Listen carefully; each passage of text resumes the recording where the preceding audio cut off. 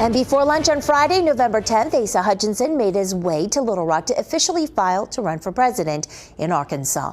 Someone from Arkansas, former governor of Arkansas, is filing for president of the United States right here in the rotunda. We were there and we'll have more with him in just a few minutes. Meanwhile, the third GOP debate was on Wednesday, the 8th.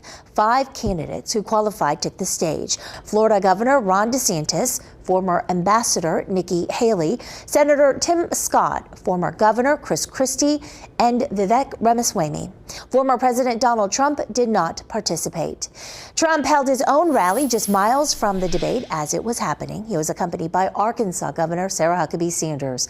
The governor officially endorsed Trump earlier this month. We've got out of control inflation, violent crime, an open border, a rising China. Biden and the left have failed over and over again, and they know it and you know it, and it is time for a change. That is why tonight I am so proud to endorse my former boss, my friend, and everybody's favorite president, Donald J. Trump. Because this race is not just about beating Crooked Joe, it's about defeating the entire rotten, corrupt, and tyrannical establishment right now that you have in Washington, D.C. Nobody thought would see this. All right, Governor Asa Hutchinson, thank you so much for joining us during filing period. Tell us what an exciting week it has been for you in Arkansas this week and why. Well, it is. Of course, it's filing time. So I filed for President of the United States right here in Arkansas. So I'll be on the ballot. And that's exciting for me personally. But as a former governor here, as where this is my home, and after campaigning in Iowa, New Hampshire, and Georgia, coming back home to Arkansas and actually filing in person was a thrill for me and an honor. And I hope that's well received across the state. Well, you had a lot of people in media asking you, how long are you in this for? When are you going to be dropping out, or how do you assess that? But you told us today that you're in this for the long haul. Well, I am. Now, a candidate assesses the race every day. Are we getting our financial support? Are we getting the response from the voters we want? And my measurement right now is that, yes, we are.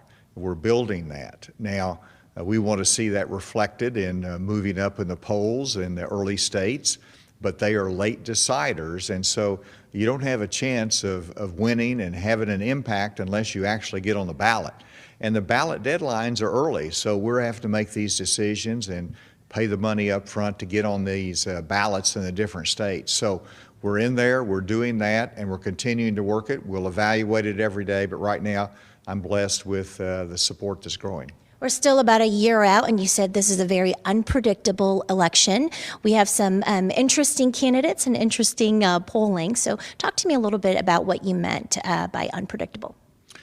Well, it's unpredictable because we've never had a president that has a former president on the ballot running, in which you've got 4 criminal cases that are ongoing during the election year. And you've got a lot of challenges that are going to wind up being resolved in court. And so the voters are in the terrible position of having to decide on our future commander-in-chief, not knowing what his status will be at that time. And so, you've got to look at this very, very closely as to who can lead us to victory, but also who can help bring Republican Senate candidates and congressional candidates and actually lead the ticket and add to independents and bring in suburban voters. That's what a general election is about. Now, right now, Donald Trump is high in the polls. I supported him in 2016. I supported him in 2020. But like many others, we're worried as to whether he can actually lead our country in the right direction in the future. And that's why I'm offering an alternative.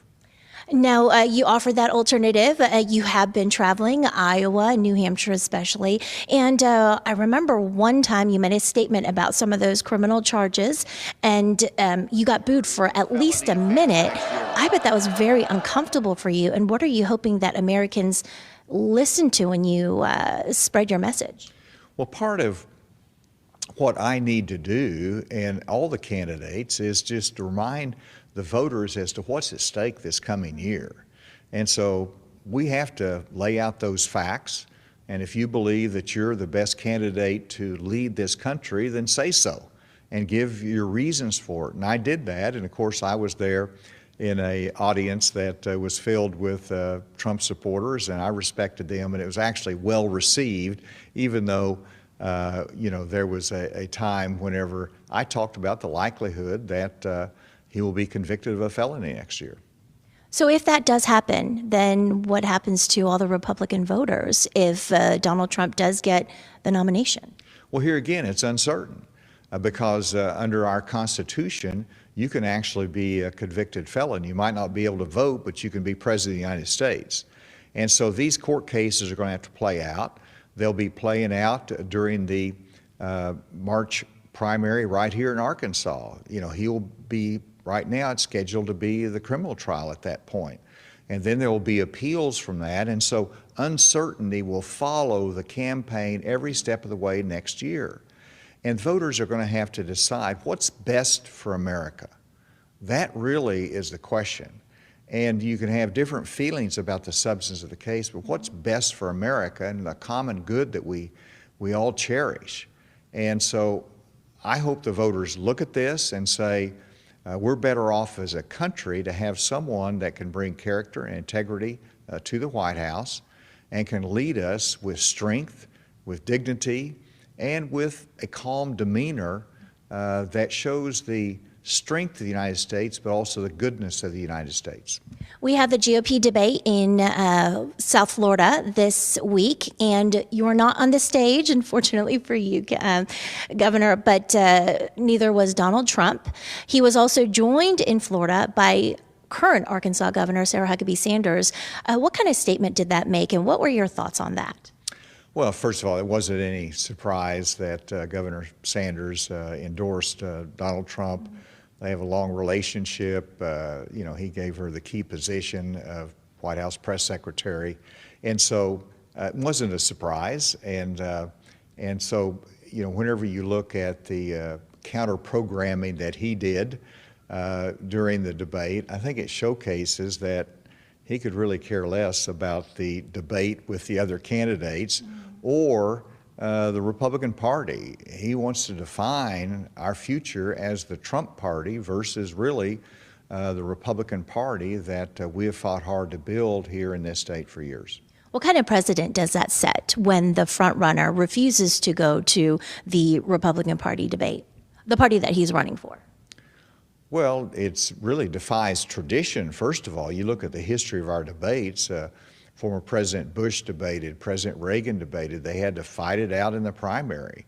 And so that's very unusual. And secondly, it really shows that you're not willing to take the tough questions and defend your positions and even the policy decisions. This is not just about personality, but whenever President Trump wants to put a ring around the United States with a 10% tariff, that hurts our Arkansas farmers. That hurts Northwest Arkansas because we depend upon global commerce. It hurts the consumers. The Tax Foundation says it's a $300 billion tax that would be on the American consumer if Trump's idea of a 10% tariff across the board would be enacted. So this would be harmful to America. And so those are the kind of issues that would be covered in a debate that he would need to defend and answer the tough questions on. What were some of the tough questions that you would like to comment on from the debate? Was there anything that stood out to you as far as issues? Well, the important conversation was about what would you do about the fentanyl crisis that we have in America today.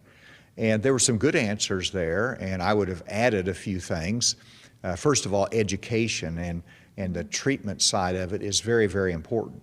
But one thing I would also do is to elevate the person in charge of our drug policy up to a cabinet level. He's called the drug czar. And I'd put it in a cabinet level position to showcase that my administration is going to address overdoses. We're going to address the addiction challenges that Americans face head on, both in terms of the education side, but also in terms of stopping that flow coming into our country and reducing that. It's killing people and it's taking lives. And I was glad that question was asked, but I would have a lot to add to that. All right, Governor Asa Hutchinson, thanks for joining us. And 4029 News on the Record will be back in just a few minutes to talk more about the economy and some other issues.